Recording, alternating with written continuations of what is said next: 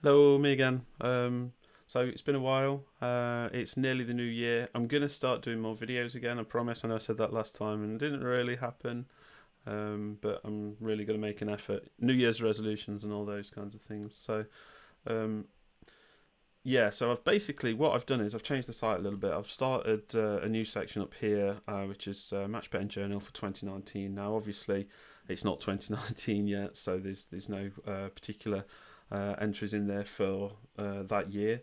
But what I've started doing is I've started blogging from now until I go through the new year, and I plan to blog my profits daily at least through the entirety of January. I would say I might just carry on and just keep going, but there might be a break after January. I don't know yet, so we'll see where we get with that. So yeah, so like today, for example, this is what I've made today, just by doing a few little bits and bobs. I've not really been doing an awful lot on the match bet in front at the minute, but this is where we are. And then I'll just keep posting these as I go on, and also I update these as I go through the day as well. So obviously this gets updated usually every morning, lunch, and evening because I do work from home, but I do work, so I just kind of pop in first thing in the morning, see if there's any like free bets I need to use. Lunchtime, I will look at like Tom's free profits, free lunchtime profits on Team Profit, and then in the evening I'll just like look at football or two ups or something. So that's the plan. Getting back on it. So this is where you'll find it. It's just on the website matchbettingjournal.com, and then you just click on this link on the top right. The other thing I wanted to talk about today is I was watching something on YouTube from this lady who's got a channel called Match Betting Newbie. It's a really good channel actually. It's pretty much what I kind of aspire to do with this channel in terms of it's kind of like a journey.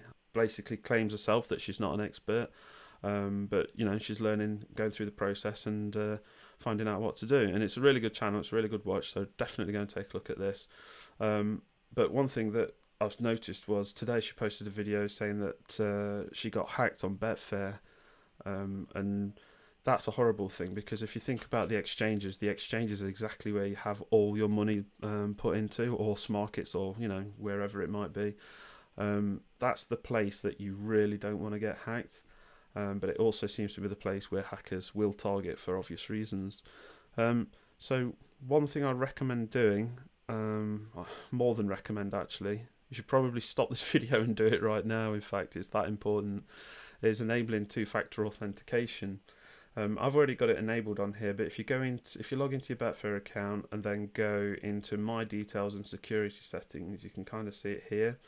And what it does is it means that when you log into your account, you have to enter your username and password, which is fine, but you have to also enter in I think it's like a 6-digit or an 8-digit code.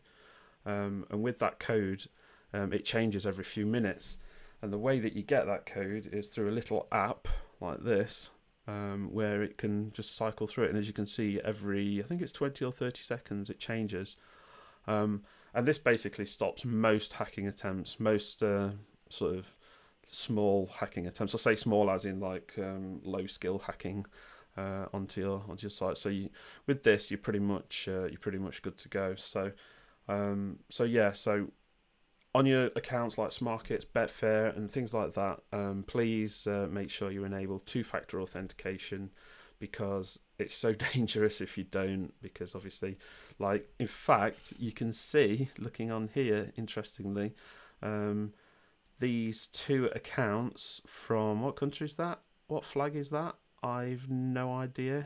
Indonesia, is that a country? Don't know. Vietnam. I don't know these places. I'm just guessing. I don't know flags. I'm shit with geography and stuff. But basically, people trying to log into my account on Christmas Eve and Boxing Day, and their login failed because obviously I've got 2FA on there. So definitely enable two-factor authentication, and throw as much security on there as you can. You might find it that it's just a little bit harder to log in, but you know, an extra 10 seconds a day to log in is way more less. Well, it's way an extra 10 seconds to log in each time you need to is way less stressful than having to deal with somebody potentially stealing thousands and thousands and thousands of pounds off you. So definitely look at that. Like I say, you can do it on Smarkets as well. And that's all I've got to say for today.